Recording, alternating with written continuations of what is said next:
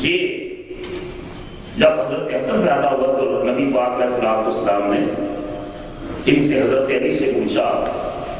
کہ نام، تو انہوں نے حضور کی بارگاہ میں عرض کیا،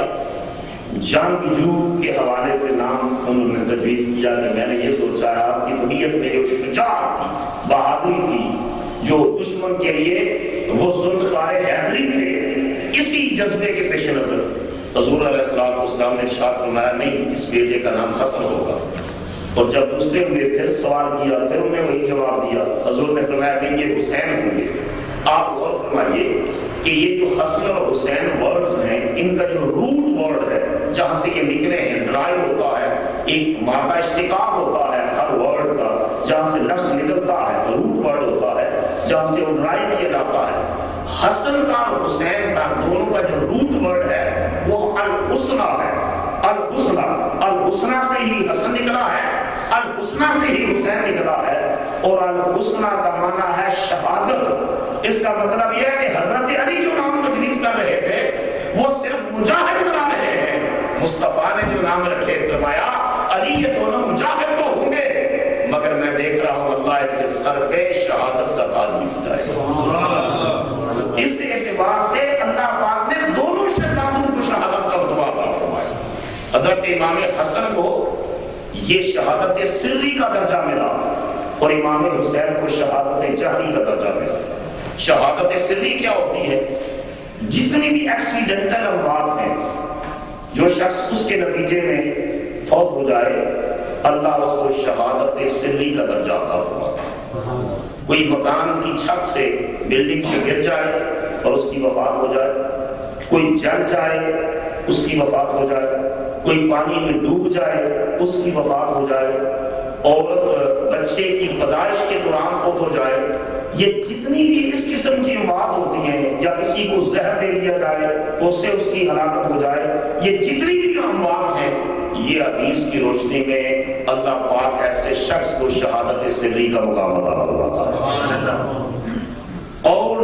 حضرت امام حسن رضی اللہ تعالیٰ عنہ کی شہادت اس سے ہوئی، زہر قرآن کسی شخص نے آپ کو دشمنی کرتے ہوئے زہر دیا اور امام حسن رضی اللہ تعالیٰ عنہ اس کے نتیجے میں شہید ہوئے، اور امام حسین کو اللہ پاک نے جہری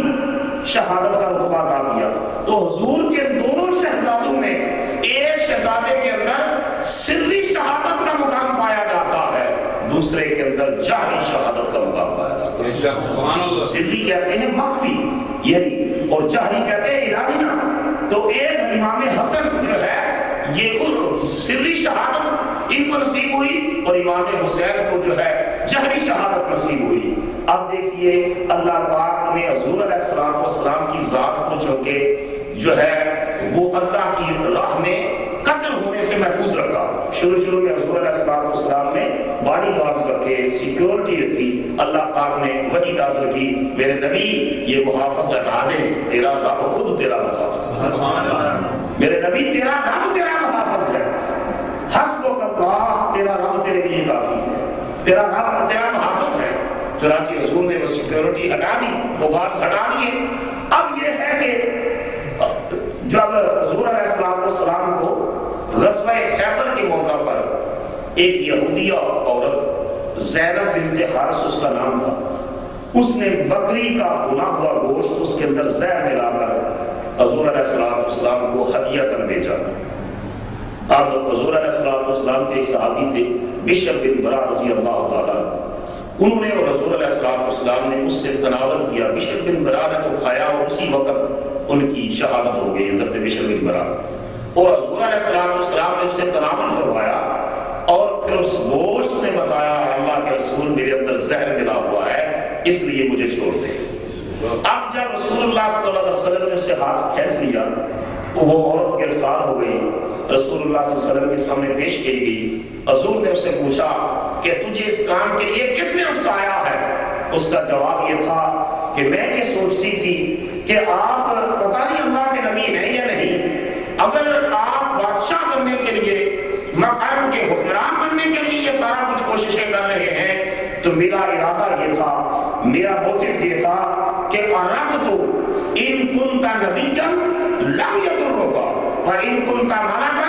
أَرَدْتَ النَّاسُ مِنْكَ، میں نے سوچا کہ اگر آپ بادشاہ بننا چاہتے ہیں تو میں زہر دوں گی، اس سے لوگوں کو آپ سے جو ہے وہ نجات مل جائے گی، اور اگر آپ اللہ کے نبی ہیں تو میرا بھی عقیدہ ہے نبی کو زہر بھی نقصان نہیں دیتا، اور اب میرا دل اور عقیدہ مان گیا ہے کہ آپ اللہ کے سچے نبی محمد رسول اللہ۔ لیکن اس کے اثرات حضور علیہ السلام آخری ایام میں جب بیماری کے اندر مبتلا ہوئے تو حضرت عائشہ صدیقہ رضی اللہ تعالیٰ عنہ کی روایت بخاری اور مسلم میں بھی، اور امام سیوطی نے بھی اس کو لکھا کہ حضور نے ارشاد فرمایا کہ اس زہر کے اثرات کی تکلیف کو اور اثرات کو میں محسوس کرتا ہوں۔ تو اس طرح حضور علیہ السلام کی ذات کے اندر شہادت سری کا درجہ اللہ پاک نے اس طریقے سے حضور کو عطا فرمایا۔ اب شہادت جہری چونکہ نہیں ہو سکتی تھی، کیونکہ اللہ کا ایک اصول ہے، یہ یاد رکھیں کہ نبی قتل ہوئے ہیں، یہ یاد رکھ لیں، یہ بات پکی جو ہے بات یاد رکھ لیں کہ نبی قتل ہوئے ہیں، مگر رسول انسانی تاریخ میں کبھی قتل نہیں ہوا۔ اور نبی اور رسول کا فرق یہ ہے کہ ہر رسول نبی ہوتا ہے مگر ہر نبی رسول نہیں ہوتا۔ ایک بات بنیادی جو ایک اس میں فرق ہے وہ یہ ہے کہ ہر رسول نبی ہوتا ہے مگر ہر نبی رسول نہیں ہوتا۔ رسول وہ ہوتا ہے جس کو اللہ رسالت بھی عطا کرتا ہے، نبوت بھی عطا کرتا ہے، اور اس کو انسانوں کی ہدایت کے لیے کتاب بھی عطا کرتا ہے۔ تو رسول کے ساتھ کتاب آئی 313 بڑی کتابیں، 313 رسول آئے، باقی سارے نبی تھے۔ یہ لوگ کہتے ہیں 1,24,000 نبی اور رسول، تو صرف ان میں 313 رسول ہیں، باقی سارے انبیاء ہیں۔ تو خدا کا قاعدہ یہ ہے، خدا کی سنت یہ ہے کہ نبی قتل ہوتے رہے مگر رسول قتل نہ ہوئے۔ حضرت عیسیٰ علیہ السلام کو قتل کرنے کی کوشش کی گئی، قتل کرنے کی کوشش کی گئی، اور کرسچینٹی یہ اعتقاد رکھتی ہے کہ ان کو قتل کیا گیا، مگر قرآن نے ڈنکے کی چوٹ پر کہا وَمَا قَتَلُوهُ وَمَا صَلَبُوهُ وَلَٰكِنْ شُبِّهَ لَهُمْ، کہ قتل کرنے کے لیے لوگ آئے مگر حضرت عیسیٰ نبی نہیں تھے، خالی نبی تو تھے ہی مگر رسول بھی تھے۔ اللہ نے فرمایا وَمَا قَتَلُوهُ وَمَا صَلَبُوهُ، نہ ان کو قتل کیا گیا نہ سولی پر چڑھایا گیا، وَلَٰكِنْ شُبِّهَ لَهُمْ، جو قتل کرنے آیا اس کو سولی پر چڑھا دیا گیا، مگر اللہ نے اپنے پیغمبر عیسیٰ کو زندہ و سلامت آسمانوں پر۔ یہ قرآن بتاتا ہے کہ اس شخص کی شکل جو ساتھ تھا اس کی حضرت عیسیٰ کی بنیاد دی گئی اور اس کو قتل کر دیا گیا، مگر پیغمبر کو اٹھا لیا گیا۔ تو حضور علیہ السلام جہری شہادت ہو نہیں سکتی تھی، کیونکہ حضور نبی بھی ہے، رسول بھی ہے، بلکہ سارے نبیوں اور رسولوں کے تاجدار،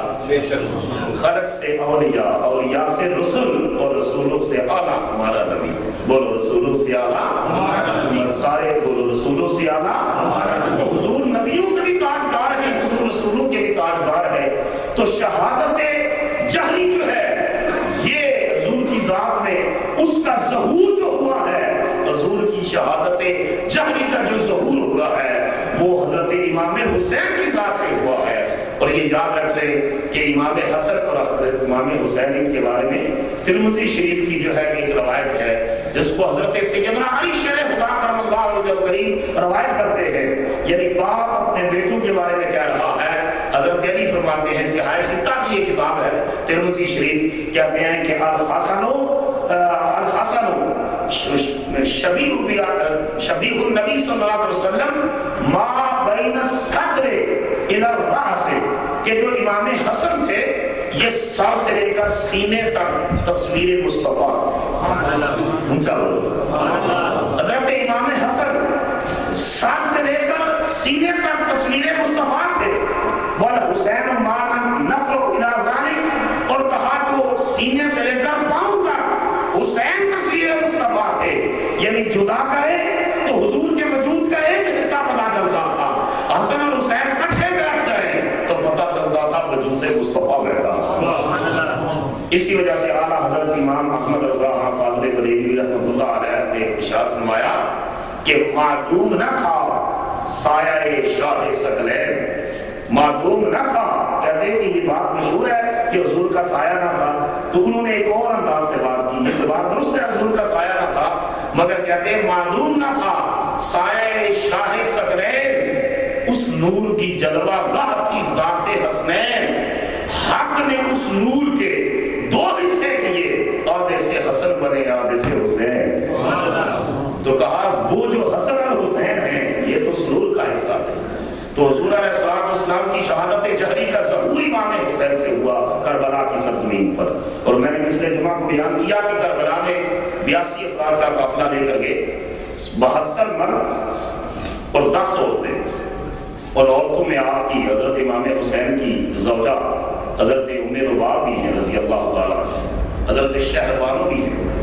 ان میں جو ہے آپ کی بیٹی سکینہ جس کو سکینہ بھی پڑھا گیا ہے وہ بھی ہے، صغرا کو بیمار تھا مدینہ طیبہ میں رہ گئی، اور اس میں آپ کے بیٹے حضرت علی اصغر بھی ہیں، آپ کے بیٹے علی اوسط جن کا نام زین العابدین لقب ہے جن کا وہ بھی ہیں، حضرت علی اکبر بھی ہے، یہ تینوں بچوں کا نام علی ہے، علی اصغر، علی اوسط اور علی اکبر، اور حضرت امام حسن کے 4 بیٹے بھی ہیں، قاسم بن حسن ہے جن میں، اور محمد بھی ہے، آپ کی بہن حضرت سیدہ زینب بھی ساتھ ہیں، حضرت ام کلثوم بھی ساتھ، 72 افراد مرد ہیں اور 10 عورتیں ہیں، 82 افراد کا قافلہ کربلا میں پہنچا، اور سرزمین کربلا پر امام حسین رضی اللہ تعالیٰ عنہ سے 7 محرم کو جو ہے وہ 1000 یزیدی فوج کا لشکر لے کر حر بن یزید الریاحی راستہ روکنے کے لیے آیا۔ گفتگو کی، امام علی مقام سے بڑا سمجھو آدمی کوئی نہیں تاریخ میں، لوگ کہتے ہیں کچھ ناسبی فرقے یہ کہتے ہیں کہ امام حسین نے بغاوت کی، اور وہ آج بھی وقت ایسے ہے کہ جو یزید لعنتی کو امیر المومنین کہتے ہیں اور امام حسین کو باغی کہتے ہیں، ان ظالموں کو پتہ نہیں کہ حسین کو جنت کے جوانوں کا سردار مصطفیٰ نے بتایا۔ ایک شخص کہنے لگے کہ دیکھیں جی میرا تو خیال یہ ہے کہ یزید حق پر تھا اور امام حسین نے غلط رستہ اختیار کیا، تو ہمارے ایک عالم دین تھے، انہوں نے کہا بدبخت اگر تو اپنے اس خیال پر قائم ہے تو پھر میں یہاں ایک دعا مانگتا ہوں اور تو آمین کہہ۔ کہا کون سی دعا؟ آپ نے فرمایا میں یہاں دعا مانگتا ہوں اللہ قیامت کے دن میرا حشر حسین کے ساتھ کرے تیرا یزید کے ساتھ کرے۔ کہہ رہا ہے یہ دعا نہ مانگی میں تمہارے جانا یہ دعا مانگی تھی، فرمایا نام کیا اب ہی تسلیم کر لے کہ جو آج حسین کو اپنا امام مانگتا ہے حسین نے قیامت میں اس کو اپنا غلام مانگا، جو آج امام حسین کو اپنا امام نہیں مانتا امام حسین نے قیامت کے دن نانا کی بارگاہ میں اس کو غلام ماننے سے انکار کر دیتا ہے۔ اور حضور نے فرمایا ہے حسن و حسین سیدہ شباب اہل الجنہ، فرمایا کہ قیامت کے دن جنتی جنت میں جائیں گے اور سارے جوان ہو کر جائیں گے، اور ان کی جو قیادت کر رہے ہوں گے وہ میرے شہزادے حسن اور حسین کر رہے ہیں۔ اب یہ ہے کہ اس نے مذاکرات کیا آپ سے، میں نے کہا کہ آپ سے بڑا سرجو آدمی کوئی نہیں، آپ نے مدینہ طیبہ کے حرم کے تقدس کو پیش نظر رکھتے ہوئے شہر مدینہ کو چھوڑ دیا، اور آپ نے حرم مکہ کے تقدس کو پیش نظر رکھتے ہوئے حرم مکہ کو چھوڑ دیا اور کربلا چلے گئے۔ یہ ہمارے ناک خواں کچھ جو علم نہ ہونے کی وجہ سے یہ اشکال پر میں نے بارہا وہ تصحیح کی کہ یہ جو پڑھا جاتا ہے شاید کسی شاعر نے لکھ دیا ہے، تاکہ پڑھنے والوں کا تو اصول نہیں ہے کہ جن کو دھوکے سے بنایا گیا، نبوت مصطفیٰ کا خاندان اور خاندان نبوت دھوکا نہیں کھا سکتا، انہیں پتا تھا کوفے میں کیا ہونے والا ہے، ان کے باپ وہاں 4 سال 5 سال حکومت کر چکے تھے، ان کے بیٹے امام حسن نے وہاں سلطنت چلائی تھی، ان کو پتا نہیں تھا کوفے کے حالات کا، سارا کچھ پتا تھا، مگر ساتھ مصطفیٰ کی بشارتیں بھی ان کے سامنے تھی، اس لیے وہ دھوکے سے نہیں گئے، سارے حالات کا منظر ان کی نگاہوں کے سامنے تھا کہ وہاں کیا ہونے والا ہے، وہ بچے لے کر گئے، وہ عورتیں لے کر گئے، اس سے بڑا سرجو آدمی کون سا ہو سکتا ہے؟ اور خود سے آپ نے فرمایا کہ یا تو یہ ہے کہ مجھے سرحدوں پر چلے جانے دو تاکہ میں دشمن سے لڑتا ہوا اپنی جان خدا کی راہ میں پیش کر دوں، یا یہ ہے کہ مجھے دمشق لے چلو شام میں یزید کے دربار میں ڈائریکٹ یزید سے گفتگو کرنا چاہتا ہوں۔ اس نے کہا کہ نہیں، ہمیں آرڈر ہے کہ ہم یا آپ کو یزید کی بیعت کے لیے مجبور کریں، یا آپ اس کی بیعت کر لیں یا پھر آپ جنگ کے لیے تیار ہو جائیں۔ آپ کو گرفتار کر کے جو ہے وہ دمشق ملک شام میں یزید کے دربار میں پیش کریں گے۔ آپ نے ارشاد فرمایا کہ میں یہ ہاتھ اس پلید انسان کے ہاتھ پر کیسے رکھوں جو کتوں کا شکاری ہے، جو ریچھ کی لڑائیاں چلاتا ہے، جو نماز کا طالب ہے، جو محرمات بیٹی اور بھتیجی اور بانجی سے، بھتیجی اور بیٹی نہیں بھتیجی اور بانجی سے نکاح کو جائز سمجھتا ہے، جس نے شریعت مصطفیٰ کا مذاق اڑا دیا ہے، حسین اپنے ہاتھ کو اس پلید انسان کے ہاتھ پر کیسے رکھے جن آستوں سے میں مصطفیٰ کی زلفیں چومتا رہا۔ لیکن ایک بات یہ ہوئی کہ اس ہر میں عصر اور مغرب کی نمازیں امام حسین کے پیچھے پڑی، اور نماز میں امام کہتا ہے اہدنا الصراط المستقیم، اے اللہ ہمیں سیدھے راستے پر چلا، بولو سیدھے راستے پر چلا، ہمیں سیدھے راستے پر امام کہتا ہے۔ اب یہ ہے کہ اور کو یہ توفیق ملی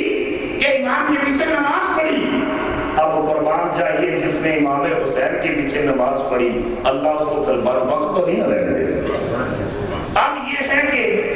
اس کے بعد پھر 9 محرم الحرام کو کربلا میں یہ ڈیرا لگایا، بہت ساری تفصیلات کے میں کہنے کی بجائے سب شہادت کے تک جانا چاہتا ہوں۔ تو رات کے وقت لوگ کہتے ہیں کہ انہوں نے ایک رات کی مہلت مانگی، میں کہتا ہوں ایک رات کی مہلت امام حسین نے ان سے نہیں مانگی، انہیں تو پتا تھا موت یقینی تھی ان کے سامنے، اور شہادت کا رتبہ آپ پانے کے لیے جو ہے عین الیقین کے درجے پر تھے۔ راستے میں آپ فرما رہے تھے ہم موت کے جو ہے سفر پر روانہ ہے، یہ باتیں آپ نے اپنے دوستوں سے کی، اور بہت سی باتیں ہیں جن کی تفصیل کا وقت نہیں ہے۔ یہ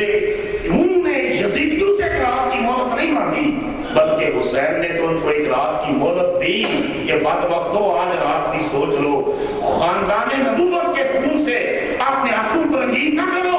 اس وہ شخص بڑا خفیف المزاج ہوگا جو نبی کے خاندان سے لڑائی کرے گا، کیونکہ یہ وہ خاندان ہے جن کے بچوں کا جولا جبریل جلاتا۔ مگر اس رات کو امام حسین نے دیا بن کر بجھا کر رات کے وقت ایک تقریر کی۔ آپ نے فرمایا کہ جو واپس جانا چاہتا ہے میں اجازت دیتا ہوں، خوشی کے ساتھ وہ واپس چلا جاتا ہے۔ میں نے تو اس راہ میں تقدیر میں لکھا ہے کہ اپنی جان دینی ہے، تو تمہیں اجازت ہے چلے جاؤ۔ شہربانوں سے کہا کہ تم ایران کے شہنشاہ کی بیٹی تھی، محلات میں پل کر جوان ہوئی، نرم و اداس کلیلوں کے اوپر چلتی رہی، شہربانوں میں تجھے کربلا کے تپتے ہوئے صحراؤں میں لے آیا ہوں، میں تجھے خوشی سے اجازت دیتا ہوں کہ اگر واپس جانا چاہو تو چلی جاؤ، میں تم سے کوئی مواخذہ نہ کروں گی۔ مگر شہربانوں نے کہا کہ میں ایران کے شہنشاہ کی بیٹی ضرور تھی، مگر آپ جب سے میں آپ کی زوجیت میں آئی ہوں، آپ کے نکاح اور عقد میں آئی ہوں، اب میں خاندان نبوت کی کنیز بن چکی ہوں۔ مجھے ناز نہیں اب کسرا کے گھرانے پر، مجھے ناز نہیں اب کسرا کے گھرانے پر، مجھے فخر ہے آقا تیرے آستانے پر۔ وقت امتحان یہ بوجھ خود بھی کر دوں گی، نبی کے دین کی خاطر بچے قربان کر دوں گی، مگر جھکنے نہ دوں گی۔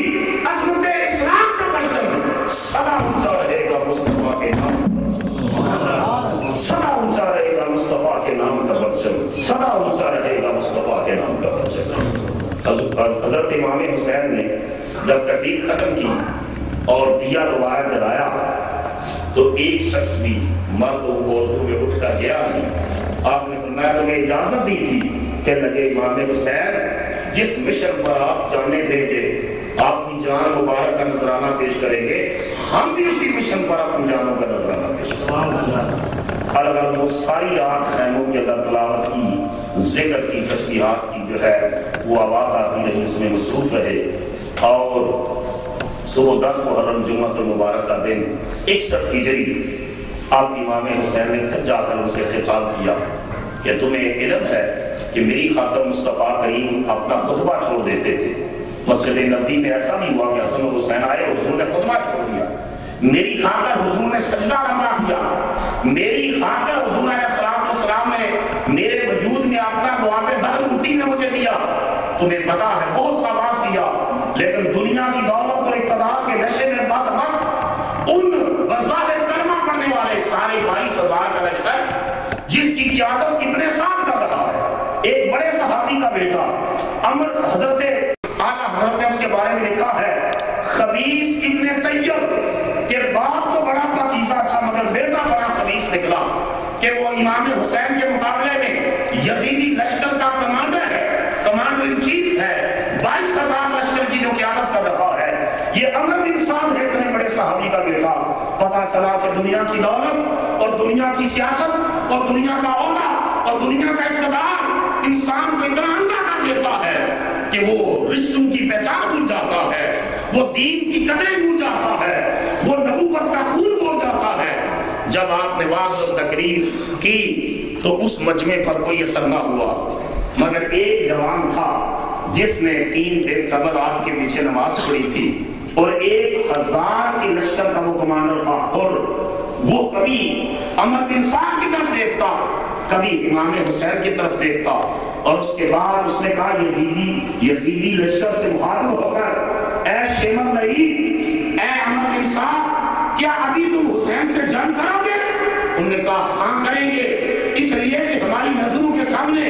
یزید کا تاج و تخت ہے۔ اس نے کہا لعنت ہے تمہارے یزید پر اور اس کے تاج و تخت پر، تمہاری نگاہ یزید کا تاج دیکھ رہی ہے اور میری نگاہ حسین کی پیشانی میں محمد کا نور دیکھ رہی ہے۔ اور گھوڑے کو ایڑی لگائی اور لشکر یزید سے نکل کر لشکر حسین میں آ گئے، اور امام حسین کے سامنے آ کر ہاتھ جوڑ کر کھڑا ہوا،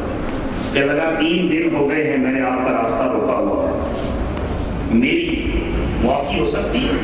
آپ نے فرمایا تیرا نام؟ کہنے لگا خور کا معنی ہے آزاد۔ بولو کیا معنی ہے؟ آزاد۔ آپ نے فرمایا انتا حر فی الدنیا والآخرہ، جا تیری ماں نے تو تجھے آزاد جنا ہی تھا، حسین تجھے دوزخ سے بھی آزادی کا پروانہ عطا کرتا۔ چنانچہ اس نے کہا ایک درخواست اور ہے، بولو۔ کہنے لگا کہ وہ درخواست یہ ہے کہ مجھے سب سے پہلے اپنی جان اس مشن پر قربان کرنے کی اجازت دے دے۔ آپ نے فرمایا اجازت ہے، تو پلٹ کر گیا اور بکھرے بے شیر کی طرح للکار کر یزیدیوں کو کہنے لگا کہ چند لمحے پہلے میں جہنمی تھا، حسین کی نگاہ نے جنتی بنا دیا۔ چند لمحے پہلے میں یزیدی تھا، اب حسین کی کرامت سے، امام حسین کے جو ہے توجہ سے، جو ہے میں اور ان کے نامے کے کام سے حسینی بن چکا ہوں۔ اور پھر یہ کہنے لگا، اس کے احساسات و جذبات کو کسی شاعر نے الفاظ کا جامع پہنایا کہ کہنے لگا میں امام تشنا لب کے فیض کی مہکی کے آیا ہوں۔ امام تشنا لب، وہ امام جس کے ہونٹ پیاسے ہیں، اس کے فیض کی مہ پی کے آیا ہوں۔ امام تشنا لب کے فیض کی مہ پی کے آیا ہوں، در ساقی پہ مردہ دل گیا تھا، جی کے آیا ہوں۔ نگاہ لطف ساقی نے میری فطرت بدل ڈالی، ذرا سی دیر میں بدبخت کی قسمت بدل ڈالی۔ اور پھر بہت سے یزیدیوں کو واسطے جہنم کرنے کے بعد پھر خر بن یزید الریاحی نے سب سے پہلے شہدائے کربلا کی طرف سے اپنی جان کا نذرانہ پیش کر دیا۔ پھر الغرض ایک ایک کر کے اولو محمد قربان ہوتے رہے۔ حضرت قاسم بن حسن، امام حسین کے بڑے بھائی حضرت حسن کے بیٹے قاسم آئے، چاچا جان مجھے بھی اجازت دے میدان جنگ میں جانے کے لیے۔ امام حسین نے کہا بھتیجے قاسم، تیرے باپ کے ساتھ میری ایک کمٹمنٹ تھی، اور وہ کمٹمنٹ یہ تھی کہ جب تو پیدا ہوا اور میری بیٹی سکینہ تھی تو میں نے تمہارے باپ سے یہ بات کی تھی کہ جب یہ بچہ بڑا ہوگا تو میں اپنی بیٹی سکینہ کے ساتھ اس کا نکاح کروں گا۔ بیٹے میں نے تو اس راہ میں جانا ہے، تو پیچھے رہ جا تاکہ میرے باپ سکینہ سے شادی کر دینا۔ تو حضرت قاسم بن حسن نے عرض کی نہیں چچا جان، مجھے میرے باپ نے وصیت لکھ کر دی تھی اور کہا تھا جب مشکل وقت آئے تو اس وصیت کو کھول کر پڑھنا، یہ وصیت ہر باپ کے لیے اور آپ کے لیے کرنا واجب ہے، یہ یاد رکھ دیں۔ اسی جمعے پر اس پر بڑا تفصیل سے بات کروں گا، واجب ہے۔ اور کہا مشکل وقت میں کھول کر پڑھنا، تو میں تویز کی طرح اس وصیت کو اپنے پاس رکھتا تھا۔ آج کے دن سے مشکل دن کون سا ہو سکتا ہے؟ میں نے اس وصیت کو کھول کے پڑھا ہے، اس میں لکھا تھا میرے بیٹے قاسم جب تیرے چچا حسین پر مشکل وقت آئے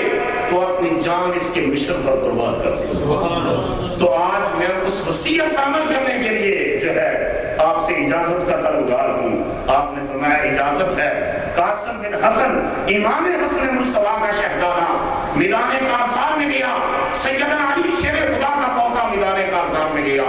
यजीदी लश्कर के अंदर कोहराम मच जाता है और आशिकों ने यहाँ तक मंजर कशी की कि माला आला के अंदर भी कोहराम मच गया।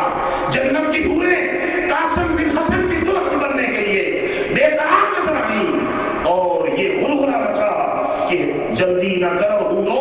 तुम ही बन जाना दुल्हन, कासिम को शहादत का सेरा तो सजा दे। इमाम हजरत कासिम बिन हसन ने बहुत से यजीदियों को वास्ते जहन्नम करने के बाद अपनी जान आफरी के सुपुर्द कर दी और शहादत का रुतबा पा गए। ये हजरत अली असगर के बारे में जो ये कुछ जाकिर भी और कुछ दूसरे हमारे लोग भी जो है ये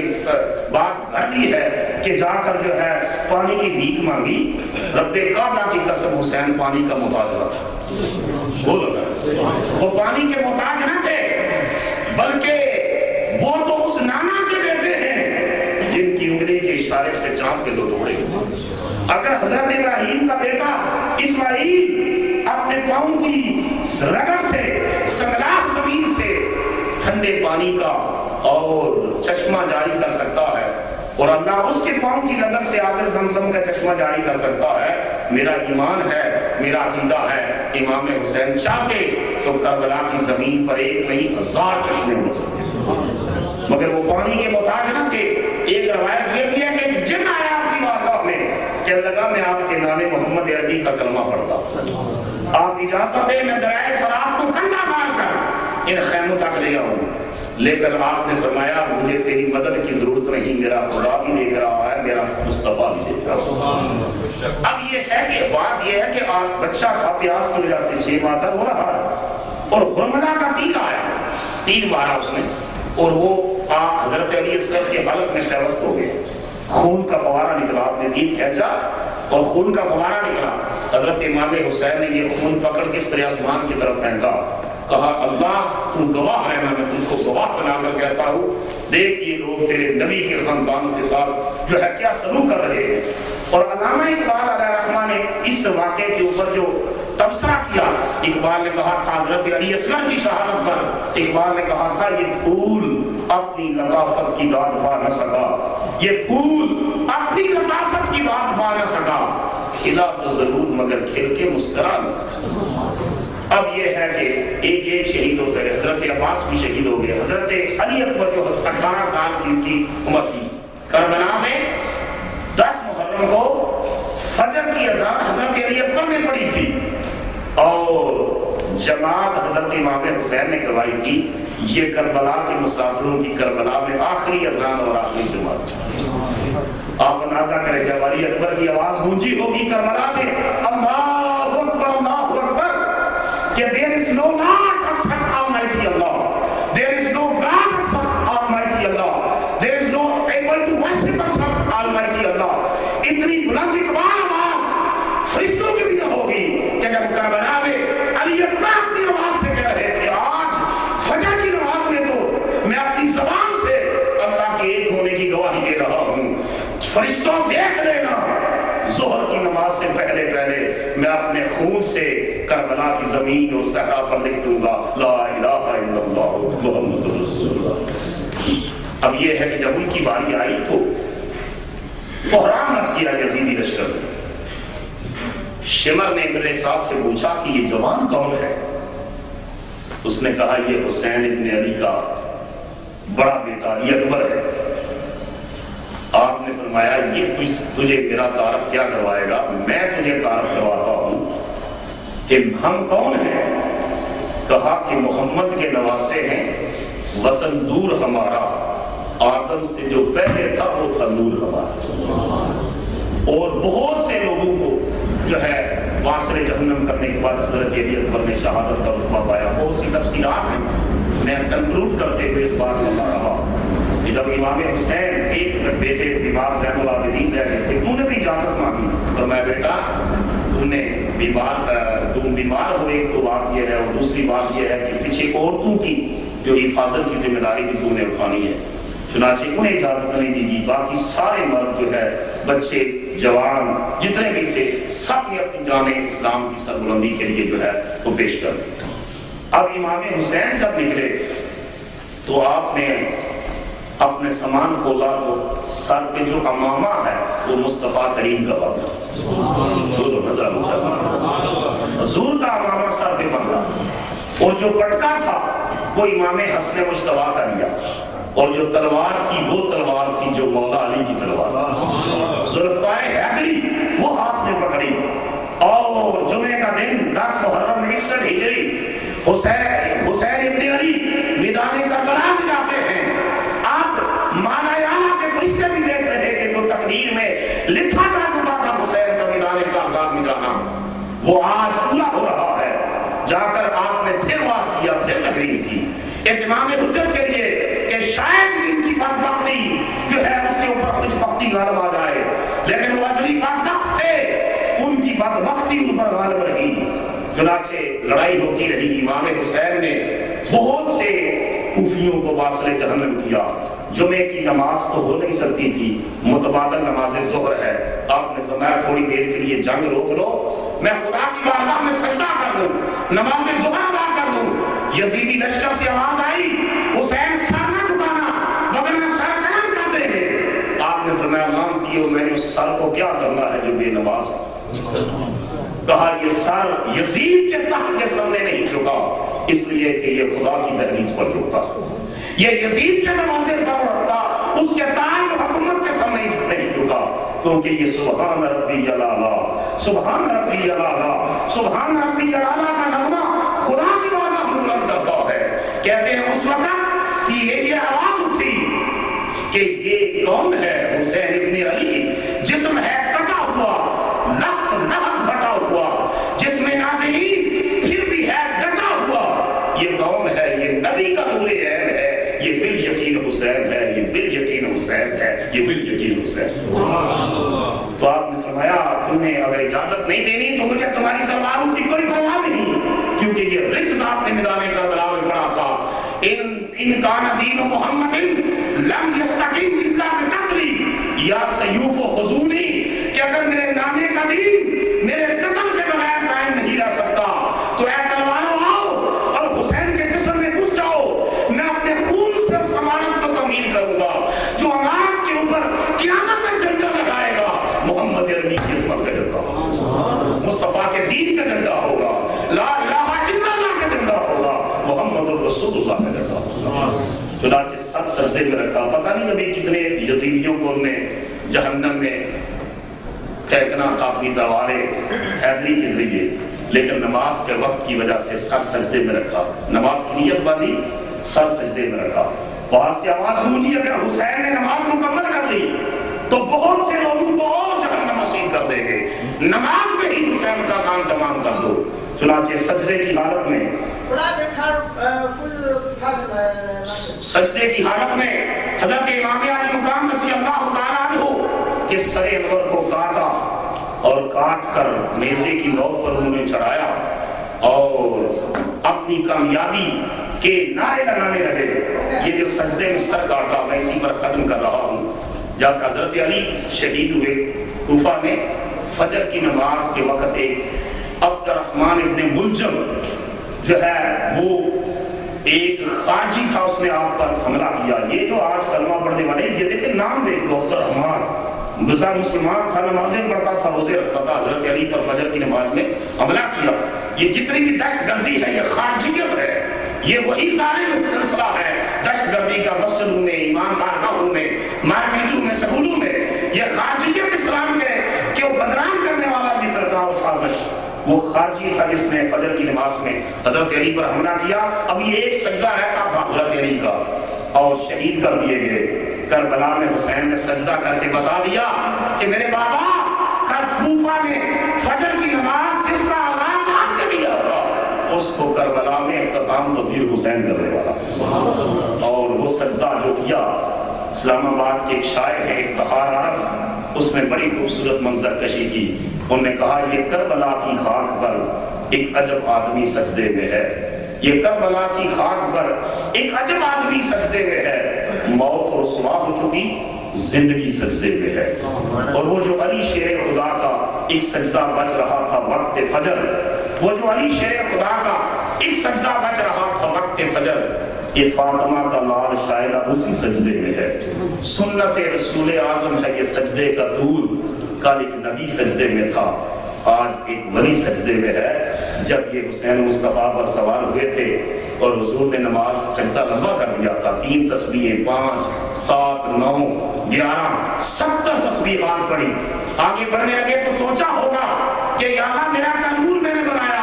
کہ 3 تسبیحیں پڑھو، 3 نہیں تو 5 پڑھ دو، 5 نہیں تو 7، 7 نہیں تو 9، 9 نہیں تو 11۔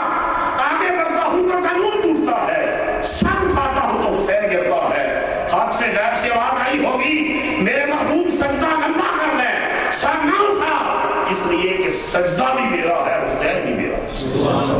70 تسبیحات، اور حضور نے اس لیے سر نہ اٹھایا کہ آج میں حسین کو گرنے سے بچاتا ہوں اور سجدہ لمبا کر دیتا ہوں، کل حسین کربلا میں سجدہ کر کے میرے دین کو گرنے سے بچاتا ہوں۔ علامہ اقبال نے کہا تھا تا قیامت قطع استبداد کر، موجے خونے او چمن ایجاد کر۔ قیامت تک ظلم کے اور جبر کے اور استبداد کے نظام کی جڑ کو حسین نے کاٹا ہے۔ موجے خونے او چمن ایجاد کر، اس کے خون کی موجوں نے مصطفیٰ کے دین کا چمن آباد کر دیا ہے۔ اس اعتبار سے کر کے حاضرین محترم، اللہ تعالیٰ ہم سب کو امام حسین کی غلامی نصیب فرمائے، ان کی محبت نصیب فرمائے، ان کے مشن کو پایہ تکمیل تک پہنچانے کی توفیق عطا فرمائے، اور ان کے نقوش پاک کو خضر راہ بنانے کی توفیق عطا فرمائے۔ وما علینا الا البلاغ المبین۔ تشریف رکھیں۔